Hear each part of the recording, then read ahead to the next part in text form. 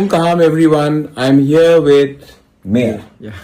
Mayor is a young boy, and Mayor has come today to meet me with his father right here. Namaste. And one more special guest, Mayor's mother. Right? She is right here. Sapna, मेरा MLA.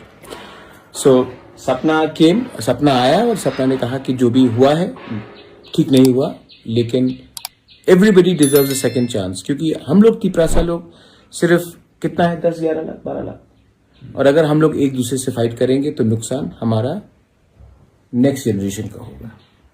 तो अगर next generation को अच्छा example देना है तो election खत्म हो चुका है, सबको एक सेकंड चांस मिलना चाहिए, और प्यार से हम लोग एक संग आगे बढ़ के हम लोग we will fight and make a Tiprasa accord and a Thansa more successful. तो जो भी आप लोग ने बोला है अभी छोड़िए, हमको आगे बढ़ना है और 2028 में हमको अपना तिपरासा का दोफा का सरकार बनाना है.